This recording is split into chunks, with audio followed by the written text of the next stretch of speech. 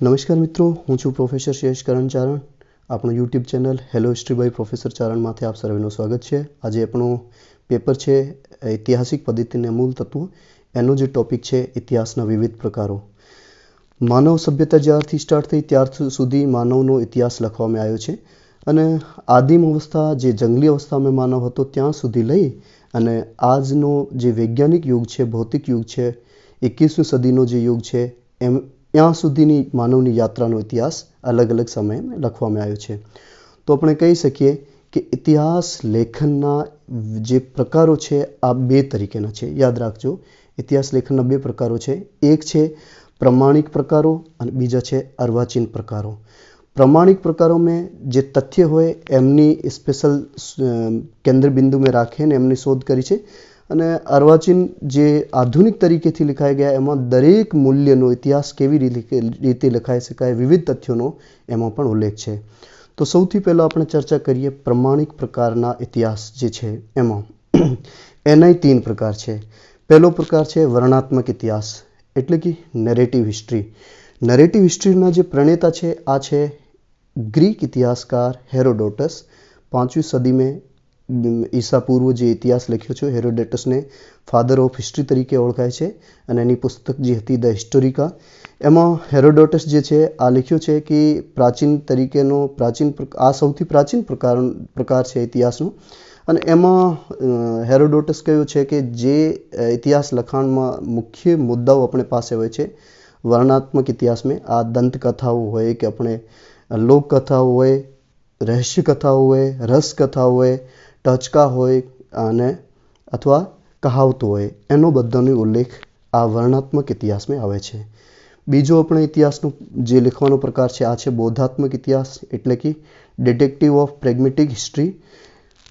Second સદી ઈસા પૂર્વ, 2nd BC Greek યુનાનના ઇતિહાસકાર હતા પોલિબિયસ, આ એના પ્રણેતા હતા. એમાં ફિલોસોફીનો વધારે ઉલ્લેખ છે, તત્વજ્ઞાનનો ઉલ્લેખ છે. એમાં ભાવિ પેઢીને શું કરવું જોઈએ અને ભૂતકાળથી એની પ્રેરણા લઈ ભવિષ્યને કેવી રીતે સુધારી શકીએ, શું કરવું જોઈએ, શું નહીં કરવું જોઈએ, અમારે જે ભૂતકાળની અમારા જે અનુભવ છે એના આધાર માથે લખેલો ઇતિહાસ છે બોધાત્મક ઇતિહાસ. ત્રીજો એનો પ્રકાર આવે છે વિકાસાત્મક હિસ્ટ્રી અથવા વિકાસાત્મક ઇતિહાસ, જેનેટિક હિસ્ટ્રી. એમાં શું છે કે પહેલાં એના બે તત્વો જે છે પ્રાચીન કાળથી ઇતિહાસ લખાયો ગયો જે વર્ણનાત્મક ઇતિહાસ તરીકે આપણે ઓળખાય છે, પછી બોધાત્મક ઇતિહાસ તરીકે. અહીંયાથી લઈ અને આજનો જે વૈજ્ઞાનિક તરીકો જે છે વિકાસાત્મક હિસ્ટ્રીમાં, જેનેટિક હિસ્ટ્રીમાં આજનો વૈજ્ઞાનિક તત્વોનો સમાવેશ ઇતિહાસ લેખનમાં કર્યો છે.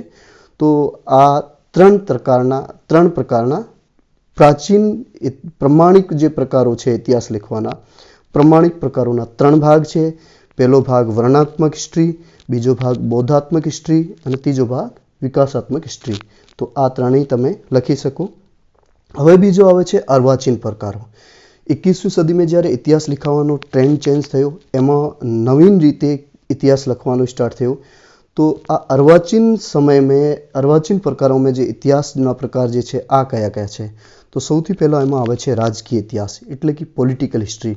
હવે ઇતિહાસ લખવાનું કામ ઇતિહાસ સિર્ફ રાજા મહારાજાઓનો નથી, જેટલી પોલિટિકલ ઇન્સ્ટિટ્યૂટ છે, જે રેનિયર હતો, એક મોટા ઇતિહાસકાર હતા રેનિયર નામના, આ એમ કહે છે કે history its purpose and method. History its purpose and method. હવે જે ઇતિહાસ લખવાનો રાજાઓનો, મહારાજાઓનો, યુદ્ધોનો, સામંતોનો, શ્રીમંતોનો આ નથી, રાજકીય સંસ્થાઓનો ઇતિહાસ લખવામાં આવ્યો છે. જે રાજકીય સંસ્થાઓ હતી તેનો આ બધું ઇતિહાસ નિર્માણમાં શું યોગદાન હતું, એનો ઇતિહાસ રાજકીય ઇતિહાસ. તો પહેલો પ્રકાર રાજકીય ઇતિહાસ. બીજો આવે છે લશ્કરી ઇતિહાસ. સામાન્યતઃ આપણે જાણીએ છીએ કે લશ્કર દળના 4 પ્રકાર હોય છે, હવાઈ દળ હોય કે એક પેદલ. આજને વર્તમાન યુગમાં આપણે જોશું તો લશ્કરી આપણે નેવલ હોય છે એટલે કે નૌકાદળ હોય છે, હવાઈ દળ હોય છે, પેદલ હોય છે અને પ્રાચીન કાળમાં રથ, ઘોડસવાર, હાથીવાળો લશ્કર જે હતો અને પેદલ હતો.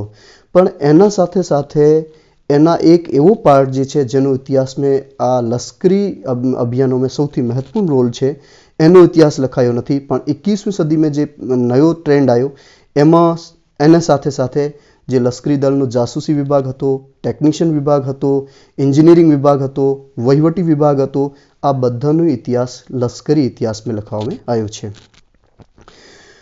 નેક્સ્ટ આવે છે સંસ્થાનિક ઇતિહાસ, એટલે કે કોલોનિયલ હિસ્ટ્રી. જ્યારે 15મી સદીથી લઈ અને 19મી સદી સુધી યુરોપિયન દેશો જે હતા, આ ઇંગ્લેન્ડ હો, ચાહે ફ્રાન્સ હો, ચાહે ડચેજ હો, પોર્ટુગીઝ હો, રશિયન્સ, જર્મન, ઇટાલિયન, આ બધાય બીજા દેશોમાંથી અધિકાર કરાવીને પોતાની કોલોની તરીકે એમને બનાવવાનો પ્રયાસ કર્યો.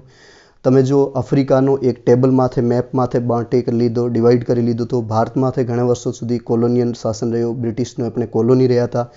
તો આ સિર્ફ વિજેતાઓનો ઇતિહાસ નહીં, આ કોલોનિયલ જે કન્ટ્રી હતા, જે સંસ્થાઓ હતી, એમનો પણ ઇતિહાસ સંસ્થાનિક ઇતિહાસમાં લખવામાં આવે છે.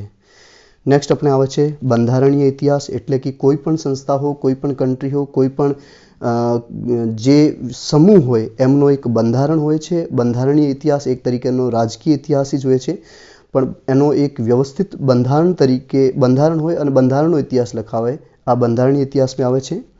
નેક્સ્ટ આવે છે રાજનીતિ સંબંધી ઇતિહાસ, ડિપ્લોમેટિક હિસ્ટ્રી.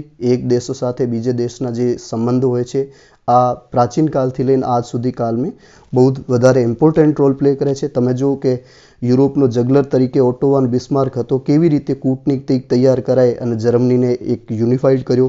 એવી જ રીતે વર્તમાન ભારતમાં આપણે સરદાર પટેલ સાહેબ કહી શકીએ છીએ કે એની જે ડિપ્લોમેટિક પોલિસી હતી એને સાથે જેટલી દેશી રિયાસતો રજવાડો હતા એમને સાથે લઈ અને ભારતનો એક નિર્માણ કર્યો, સંયુક્ત ભારતનું નિર્માણ કર્યું.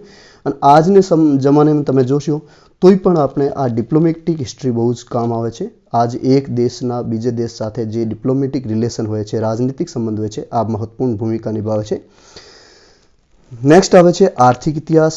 ઇતિહાસનો કોષ, મૂલો, ધન, જે આર્થિક ઇતિહાસ હોય છે. આર્થિક ઇતિહાસમાં તમે દરેક સંસ્થા, કારણ કે અર્થ જે છે આ સૌથી મૂળ પાયો હોય છે દરેક વસ્તુનો. તો આર્થિક ઇતિહાસમાં દરેક સંસ્થાની આર્થિક ક્રિયાઓ કેવી રીતે આ વિકાસ થઈ શકે, કેવી રીતે એમનો આર્થિક ક્રિયાઓમાંથી નિયંત્રણ થઈ શકે, અને આર્થિક ક્રિયાઓને નિયંત્રણ પછી આ કઈ રીતે વિવિધ સંસ્થાઓમાંથી નિયંત્રણ કરી શકે, એમનો પણ ઇતિહાસ લખવામાં આવે છે.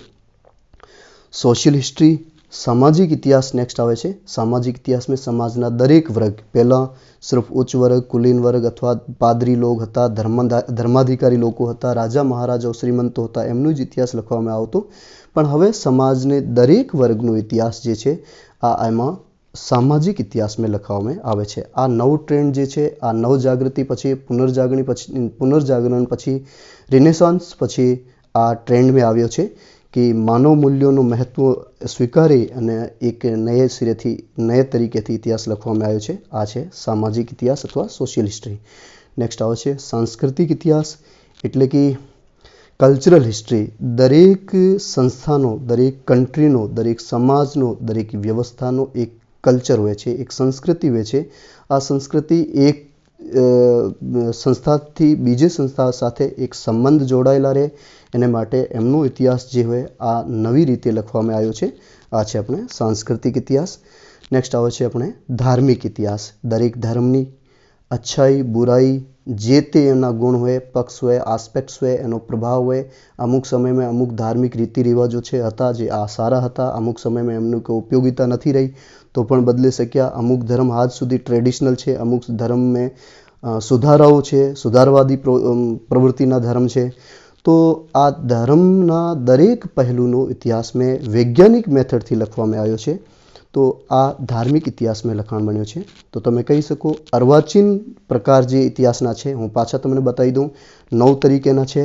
પહેલો છે રાજકીય ઇતિહાસ, બીજો લશ્કરી ઇતિહાસ, ત્રીજો સંસ્થાનિક ઇતિહાસ, ચોથો બંધારણીય ઇતિહાસ અને રાજનીતિ સંબંધી ઇતિહાસ, ડિપ્લોમેટિક હિસ્ટ્રી, આર્થિક ઇતિહાસ અને સામાજિક ઇતિહાસ, સાંસ્કૃતિક ઇતિહાસ અને છેલ્લે ધાર્મિક ઇતિહાસ. તો આ ઇતિહાસના પ્રકારો હતા વિવિધ. તમે એને મુદ્દાસર લખી શકો. આપણે પરીક્ષામાં એક યોગ્ય ક્વેશ્ચન આવી શકે. અગલો ટોપિક લઈ અગલે શ્રૃંખલામાં આપણે આવશું. આપ આપણો YouTube channel hello history by professor Charan like કરજો, સબસ્ક્રાઈબ કરજો, શેર કરજો અને તમારા બધાય સવાલ જવાબ સુઝાવ આ કમેન્ટમાં મને જણાવજો. નેક્સ્ટ ટોપિક આપણે નેક્સ્ટ વિડીયોમાં લઈશું. યાદ રાખજો. હેલો હિસ્ટ્રી બાય પ્રોફેસર ચારણ. નમસ્કાર.